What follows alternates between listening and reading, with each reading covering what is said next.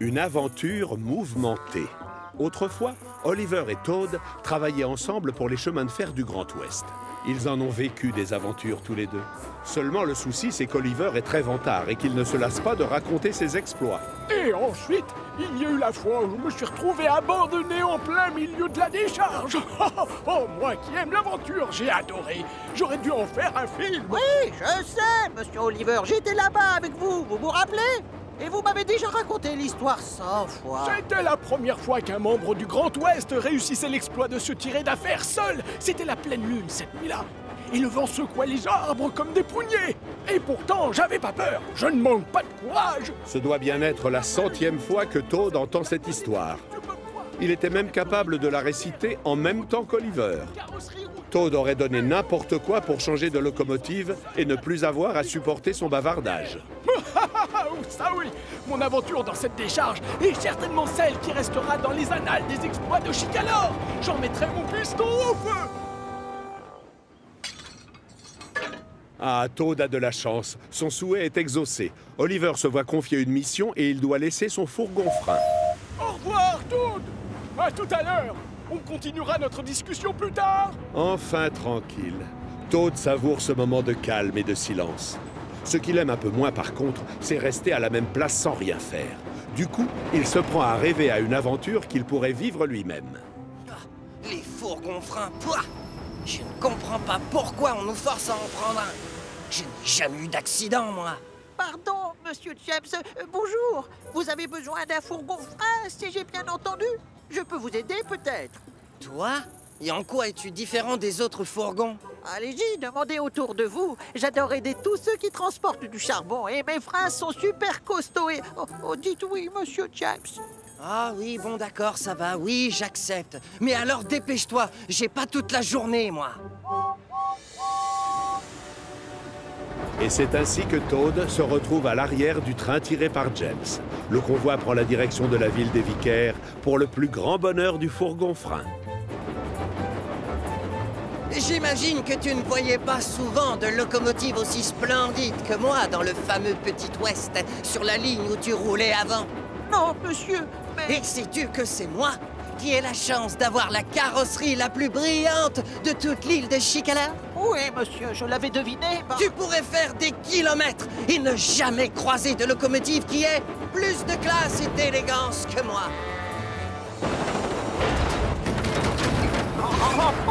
On est vraiment obligé d'aller aussi vite, monsieur. Oh, monsieur James.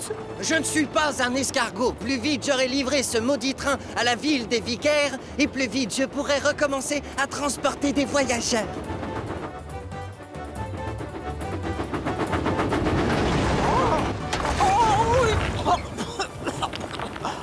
Oh, pitié, monsieur, moins vite. Ça devient dangereux. Oliver roulerait moins vite avec des wagons plats. C'est un tort. Je sais exactement ce que je fais. Je roule toujours à cette vitesse. Alors rassure-toi. Alors qu'il s'approche de la colline de Gordon, James appuie à fond sur ses pistons. Secoué comme un prunier à l'arrière, Toad commence à trouver cette aventure pas si chouette que ça, finalement. Oh, misère. Oh, que j'ai peur. Tu vois, mon grand, rien ne peut me ralentir.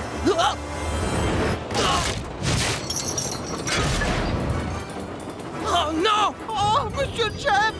Mais qu'est-ce qui se passe? On a heurté une branche.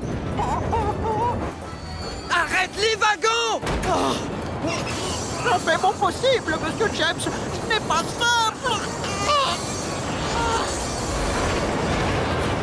Au même moment, Thomas est en train d'emmener le gros contrôleur et sa maman sur le continent pour aller assister à un opéra.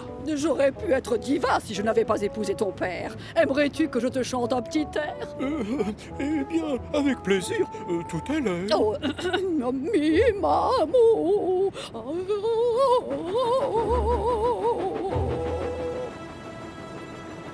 Oh, passez-moi, je surchauffe. Thomas, pourquoi est-ce qu'on s'arrête? Regardez devant, monsieur. Thomas, marche arrière! Marche arrière! Thomas, attention! Percy! Oh! Oh non! On n'évitera pas l'accident! Ah! Oh, oh! Oh! Oh non! Toad comprend tout de suite que Thomas et Percy n'ont pas eu le temps de reculer pour lui dégager la voie. Il sait donc qu'il est le seul à pouvoir sauver la situation. Ah! Il va nous rentrer dedans! Quoi?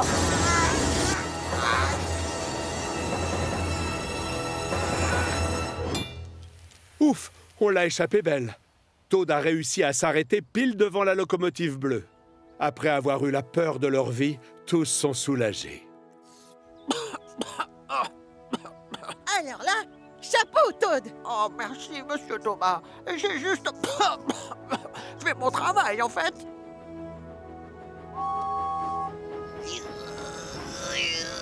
Oh, désolé Thomas, mes wagons se sont détachés dans la pente. J'espère que tout le monde va bien. Non, James, je ne dirais pas ça, mon grand. Parce qu'à cause de toi, on va prendre beaucoup de retard. Alors maintenant, tu vas nous expliquer ce qui s'est passé. Voilà, monsieur. Le souci, c'est que je roulais un peu trop... En fait, il y avait une branche en travers des rails, monsieur. Personne n'est responsable. C'était un simple accident. Oh, un accident, hein? D'accord. Il semblerait que cet adorable petit fourgon frein nous ait fait éviter une catastrophe. Tu n'es pas d'accord? Si, en effet. J'en ai bien l'impression. Bravo! Tu t'es montré très efficace et tu as eu du courage. Je te félicite, fourgon frein. Moi aussi. Bon travail, Toad. On repart en avant. Il y a l'opéra qui nous attend.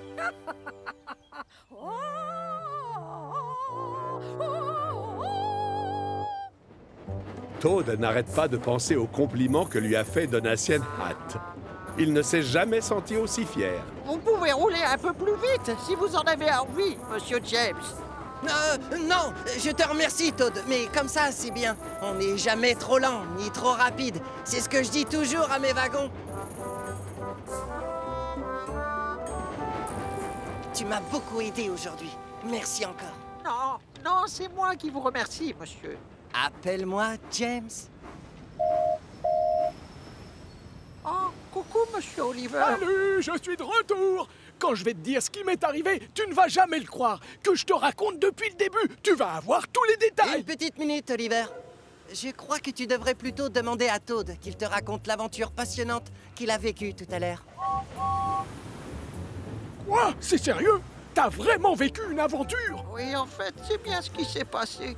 Je vous explique. Tout a commencé quand je me suis fait atteler à monsieur James. Tout allait bien au début, puis il s'est mis à rouler vite. Et quand on est arrivé au bas de la colline de Gordon, on avançait à une telle vitesse que j'en avais les roues qui tremblaient. Je suis désolé, mais dans le genre aventure, on a fait mieux. C'est pas tout. À un moment, on a vu une grosse branche posée en travers des rails. Non! Si! Le souci, c'est qu'on roulait beaucoup trop vite. Impossible de freiner à temps. Oh! Et alors? Qu'est-ce qui s'est passé ensuite? Ah, j'ai commencé à avoir la peur de ma vie. Passionnés par l'histoire, les locomotives se regroupent autour du fourgon frein pour connaître la suite de son aventure. Et comme Oliver a du mal à y croire, Toad lui assure que ce n'est pas grave, parce qu'il lui racontera encore ses péripéties demain. Et si ça ne suffit pas, il le fera une troisième fois le jour d'après, juste pour être sûr qu'il a bien tout compris. En avant les wagons. S'il y a bien quelque chose que Thomas adore faire dans la vie, c'est se promener en compagnie d'Annie et de Clarabelle sur sa ligne principale. Mais même si ses amies sont extrêmement attachées à lui, parfois elles ne peuvent pas s'empêcher de rouspéter. Surtout quand Thomas fait exprès de rouler trop vite.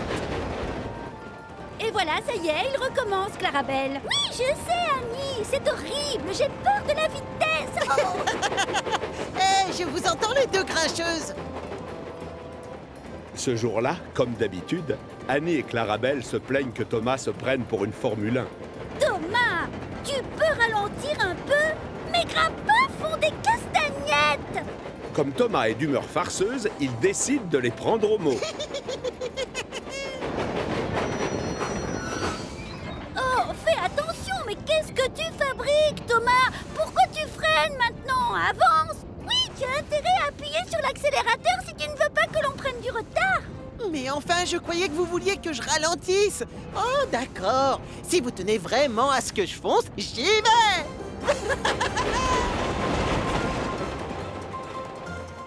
sacré nom d'un wagon! Oh là, ça va beaucoup trop vite!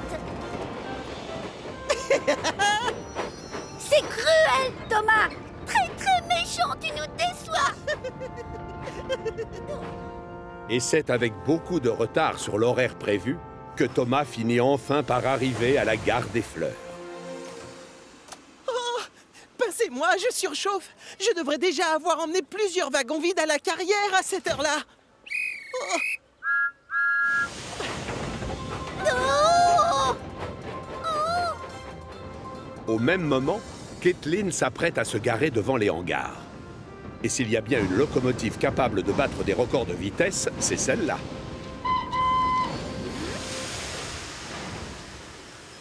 Tiens, salut Kathleen. Alors, qu'est-ce qui t'amène par ici?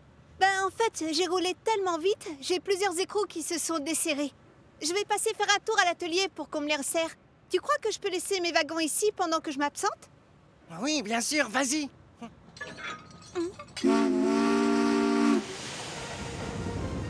Alors que Kathleen redémarre, c'est au tour de Thomas de se garer devant les hangars. Je suis désolée, Annie et Clarabelle. Je vais devoir vous laisser ici quelque temps. Je dois filer à la carrière. Bravo, je te signale que si tu n'avais pas fait l'imbécile tout à l'heure, tu n'aurais pas pris de retard. Oui, tu vas les casser tes pédales. C'est très mauvais de changer de vitesse tout le temps.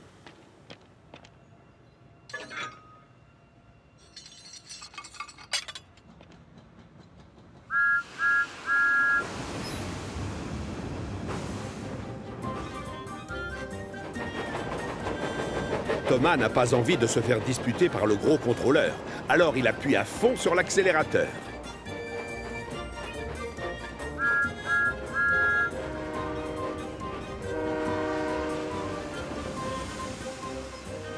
Ah, merci Thomas. J'ai besoin de ces wagons et tu arrives pile à l'heure.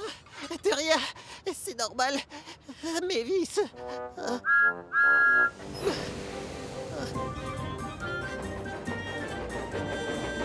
Et hop, demi-tour. La journée est loin d'être terminée. Mais la première à revenir au hangar, c'est Kathleen. Je suis venue reprendre mes wagons, Charlie. Oui, c'est bon, j'arrive. Oh, j'ai une blague, tu veux l'entendre? Comment fait une abeille quand elle est amoureuse? Alors là, j'en sais rien. Elle fait tout le temps des bises. Charlie rigole tellement qu'il ne fait pas attention aux wagons qu'il a devant lui. Et il donne Annie et Clarabelle à Kathleen, en plus de ceux avec lesquels elle travaille d'habitude. Oh, Thomas est revenu de la carrière. Ah, enfin, il est tard. Je dors.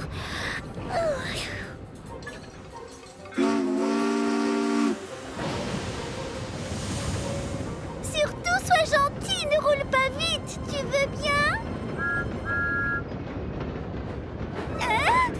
Thomas? Que fais-tu sur la voie d'à côté? Surtout s'il roule sur une autre voie. Mais alors, qui est-ce qui est placé devant? Zut, sacré nom d'un piston! Arrête-toi, Kathleen! Reviens! En fait, je crois que je n'ai jamais roulé à cette vitesse-là. Moi, ça ne me plaît pas. Oh, ça, non! Je préfère ne rien voir. Au secours! Tu as moins peur?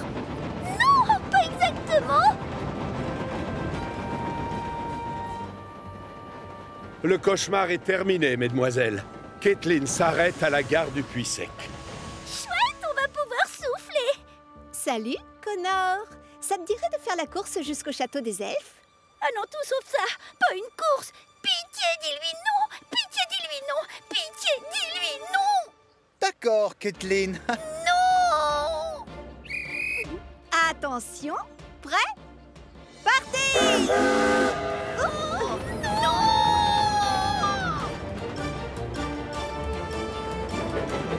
Ah, non! Ah!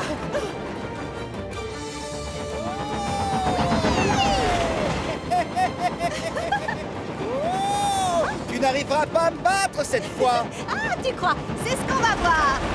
Oh, pitié. Ah, plus jamais jamais je ne me plaindrai que Thomas roule trop vite, c'est juré. Si seulement il était là.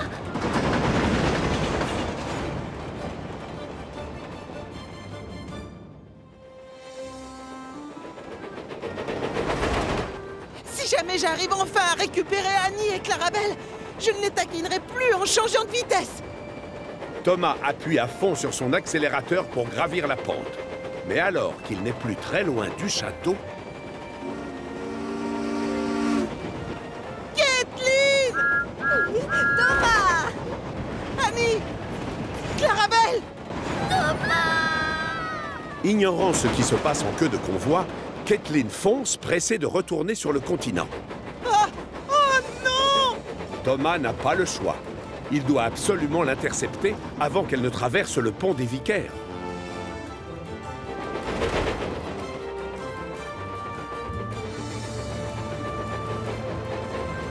Oh non! J'arrive trop tard. Je ne réussirai jamais à la rattraper maintenant qu'elle a traversé le pont. Oh. Tiens, bonjour Thomas. Bonjour, Hiro. Heureusement que j'ai pu arrêter Kathleen à temps. Elle était sur le point de partir avec tes wagons. Oh, Annie et Clarabelle, c'est gentil de me les ramener. Merci beaucoup. Ah oui, oh vraiment merci de tout mon cœur. Oh oui, encore merci, merci.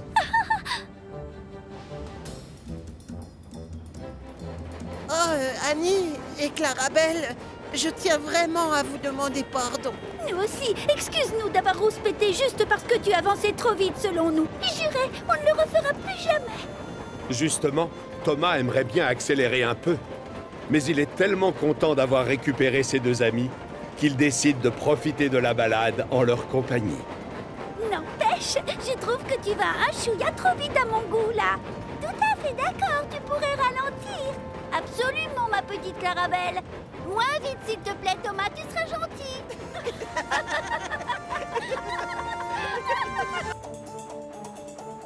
Le signal d'alarme. S'il y a bien une chose qui rend heureux Thomas, c'est travailler sur sa ligne en compagnie d'Annie et de Clarabelle, ses deux fidèles wagons. Annie et Clarabelle ont toutes les deux un signal d'alarme. C'est un câble que les passagers peuvent tirer pour faire arrêter le train quand il y a un problème. Mais on doit le faire uniquement en cas d'urgence.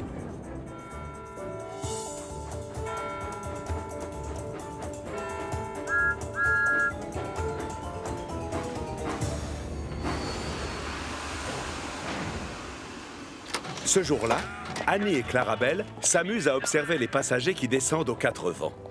Regarde ce gigantesque chapeau. Mes portes ne sont pas assez grandes pour le faire passer. Oh, ils sont bruyants. Et j'espère qu'ils ne vont pas sauter sur mes sièges. Attention, Thomas. Ce monsieur a besoin de plus de temps pour monter à bord. Oh, tu as vu Clarabelle? Il est revenu. Tu sais, le monsieur, là. Le monsieur avec les jumelles? Oui, c'est lui.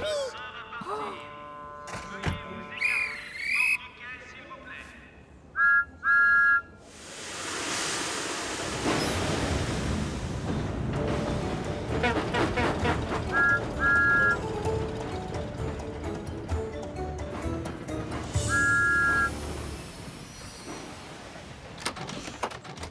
L'homme qui intrigue les deux wagons descend à la gare des Fleurs.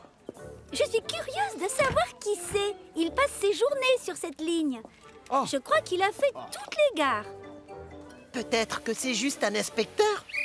Oh non, ça m'étonnerait. Observe-le bien, Thomas. Il a toujours des jumelles pendues à son cou. Et il regarde les arbres avec. Peut-être que c'est un inspecteur des feuilles. Où as-tu déjà entendu parler d'un inspecteur des feuilles? Tu dis n'importe quoi, Thomas. Oh oui, il aurait du succès comme comique.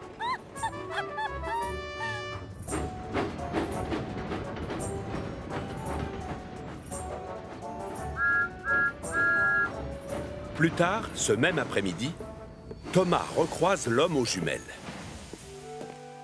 Bonjour, excusez-moi de me montrer si curieux, Mais vous êtes en train d'inspecter quoi, au juste? Désolé, mais je ne suis pas du tout inspecteur. Ce sont les oiseaux que j'observe. Et justement, j'essaye d'en trouver un qui est très rare.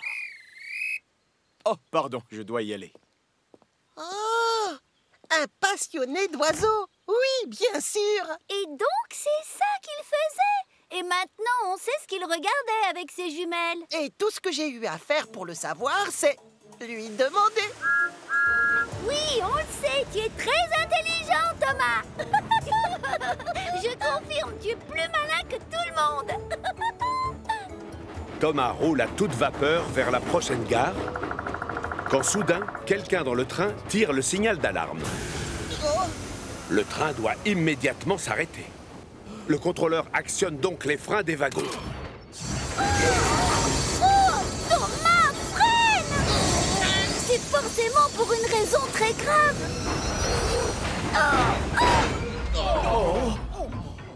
Tout le monde se demande quelle est l'urgence qui a forcé le train à stopper. Je suis désolé. Je crois que je me suis laissé emporter. J'ai cru entendre le chant d'un oiseau très rare que je cherche depuis longtemps. J'aurais tellement aimé le voir. Alors pour qu'on s'arrête, j'ai tiré sur le câble. De toute manière, il doit s'être envolé maintenant. Monsieur, un oiseau rare n'est pas une raison suffisante. Je suis d'accord. Je ne l'aurais pas expliqué mieux moi-même. Qu'est-ce qui fait ce bruit? Ma roue est coincée, elle est complètement déformée. Les plaquettes de frein d'Annie ont trop serré la roue qui s'est déformée. Du coup, cette dernière ne peut plus tourner. Oh. Tous les passagers d'Annie sont transférés dans Clarabelle, où ils sont tous serrés comme des sardines. Annie, elle, va devoir attendre que l'on vienne la chercher. Ne t'inquiète pas, Annie.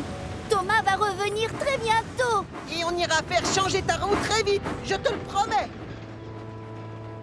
Thomas n'aime pas abandonner Annie en pleine campagne. Et il est en colère contre l'homme aux jumelles. Celui-ci n'aurait jamais dû tirer le signal d'alarme. Mais il n'y a pas que Thomas qui est fâché contre lui.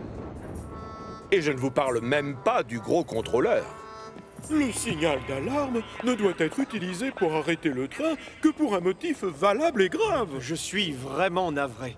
Je ne sais pas ce qui m'est passé par la tête. Et je vous promets que ça ne se reproduira plus. Ça, je l'espère. À la prochaine. Ensuite, Thomas file chercher Rocky et un wagon plat, puis retourne voir Annie pour qui on a pris rendez-vous chez Victor. Oh, merci. Je ne suis pas certaine que ça me plairait tant que ça de voler comme Harold de l'hélicoptère. Ne t'inquiète pas, Annie. Tu seras bientôt de retour avec nous sur les rails, je le sais. Thomas emmène donc Annie se faire réparer chez Victor. Je suis désolé, Annie. On n'a plus de roues en stock qui soient à ta taille et de ce modèle. Tu vas devoir attendre que l'on vienne nous en livrer une.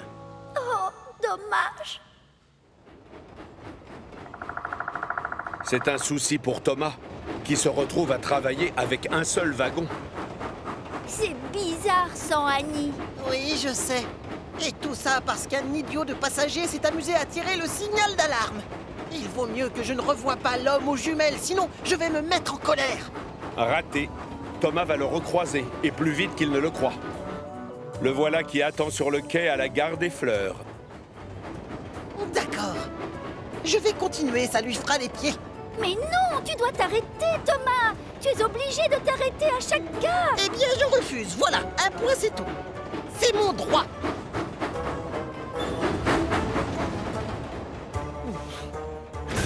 Oh non! Thomas! Quelqu'un vient à nouveau de tirer le signal d'alarme. Oh! Mais cette fois, on ne peut pas accuser l'homme aux jumelles, puisqu'il est dehors, sur le quai de la gare. Hé, reculez! C'est mon arrêt, la gare des Fleurs! J'aimerais bien descendre de ce train! Oh, pardon! Je suis désolée. Heureusement, les roues de Clarabelle sont toujours intactes. Thomas recule donc pour permettre à la dame au très grand chapeau de descendre du train. L'homme aux jumelles, lui, en profite pour monter dans le wagon.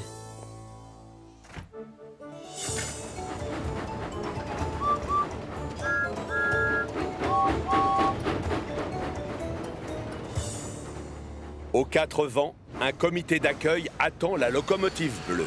Tu dois t'arrêter à chacune des gares, Thomas, et faire monter tous les passagers, que tu les apprécies ou non. Suis-je assez clair? Oui, monsieur. Je le sais en plus. Certes, l'homme aux jumelles a fait une bêtise en tirant le signal d'alarme sans raison valable. Mais après, il nous a dit qu'il était désolé. Et je crois qu'il a retenu la leçon. Je vous demande pardon. Et à moi aussi, ça va servir de leçon. En fin de journée, Annie a récupéré une roue neuve et peut enfin revenir travailler avec Thomas et Clarabelle. Merci pour ma toute nouvelle roue, elle est parfaite. Comment a fait Victor pour en avoir une aussi vite? Je lui ai juste dit que c'était une urgence vitale.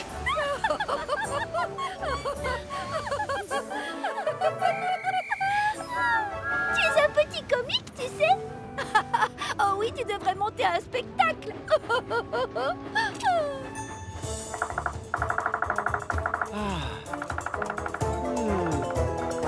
Duck et les wagons largables.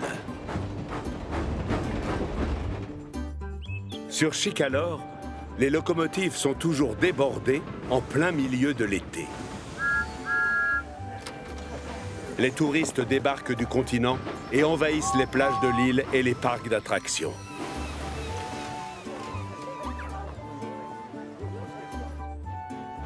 Les locomotives ont fort à faire pour transporter tout ce petit monde.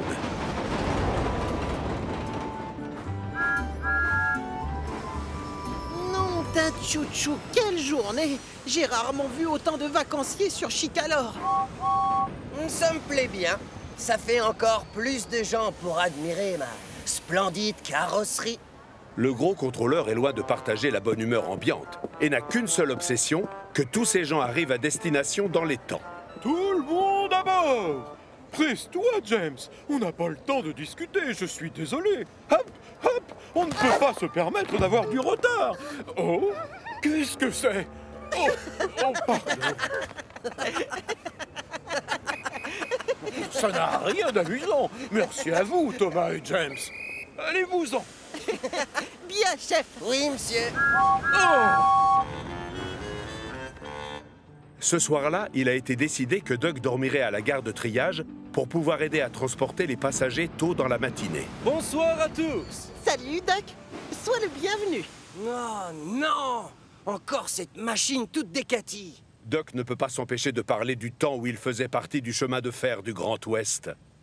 À la longue, James ne supporte plus ces histoires. C'est drôle, cette journée chargée m'a rappelé les étés que j'ai passés à travailler au chemin de fer du Grand Ouest. Oh, voilà, ça le reprend. On transportait tellement de touristes qui étaient en vacances qu'ils nous avaient surnommés les trains de la plage.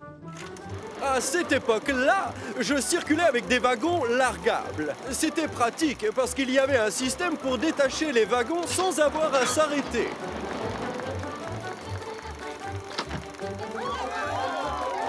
Du coup, les horaires étaient respectés. Et comme ça, on n'était jamais en retard. Waouh! C'est la première fois que j'entends parler de ces drôles de wagons. Oui, mais il fallait faire très attention. Entrer trop lentement dans la gare et les wagons se fracassent la paroi contre toi. Ça demande beaucoup de pratique et un grand sens du timing. Ha! Ça m'a l'air d'être un jeu d'enfant. Je déteste tes anecdotes du Grand Ouest, elles m'ennuient. Il y a deux façons de faire les choses, James. Soit la mauvaise, soit à la manière du Grand Ouest, comme je l'aime.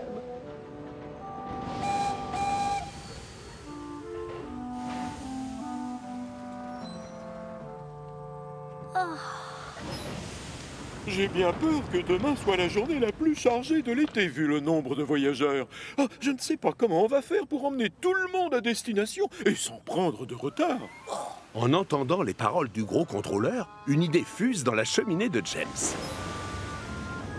Je sais ce qui nous aiderait à transporter tous les vacanciers dans les temps, monsieur. Les wagons largables, ça ne vous dit rien? Des wagons largables? Je t'écoute, James. La locomotive rouge répète mot pour mot les explications de Duck et insiste sur le fait que ça éviterait les retards.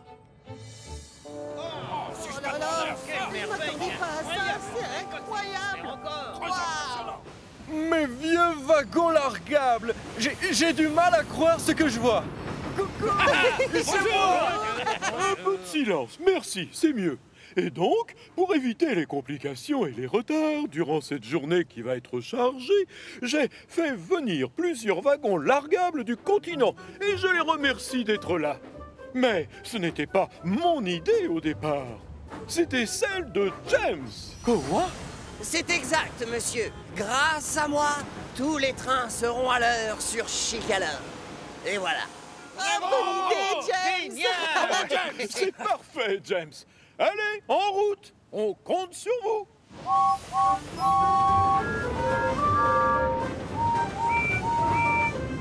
Mais c'est moi qui ai parlé à James des wagons largables.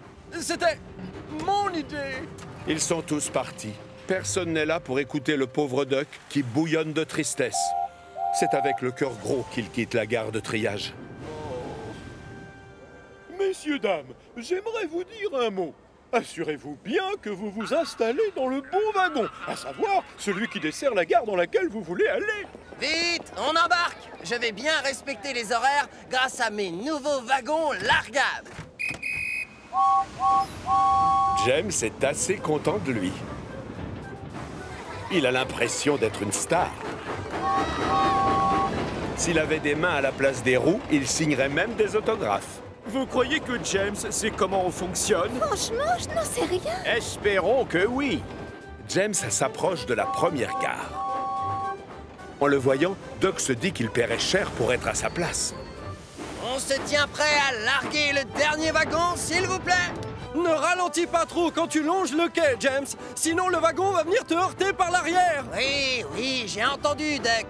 Je connais la manœuvre. Détachez le wagon. Allez.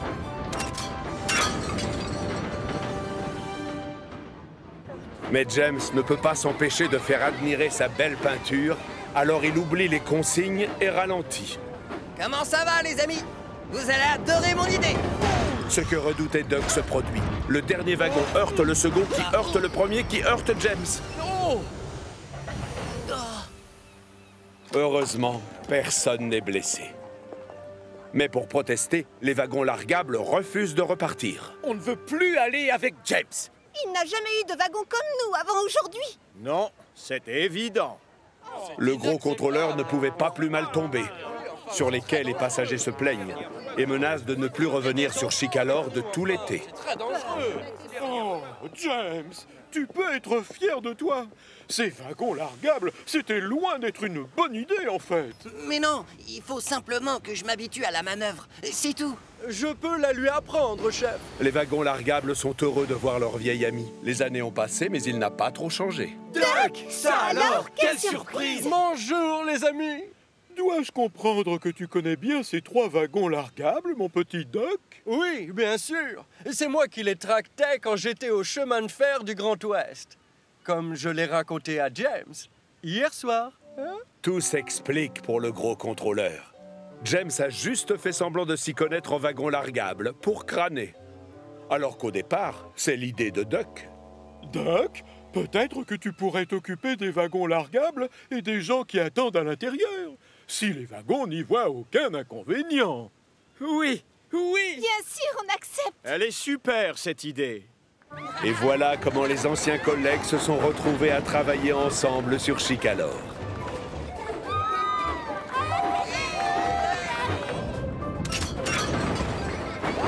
Ce jour-là, des centaines de vacanciers sont venus passer la journée sur l'île, et ça aurait pu être compliqué de les transporter. Mais grâce à Duck et aux 3 wagons largables, les horaires ont été respectés. Tout le monde est arrivé à destination, et tous les passagers ont pensé que les chemins de fer de Chicalor étaient les meilleurs du monde. Bonsoir à tous. Un grand bravo à Duck et aux wagons largables. Hip hip hip! Hurrah! Hip hip hip! Hurrah! Hip hip hip! Hurrah! Cette histoire est bien la preuve qu'il n'existe que 2 façons de faire les choses dans le travail. Soit la mauvaise, ou alors... à la manière du Grand Ouest.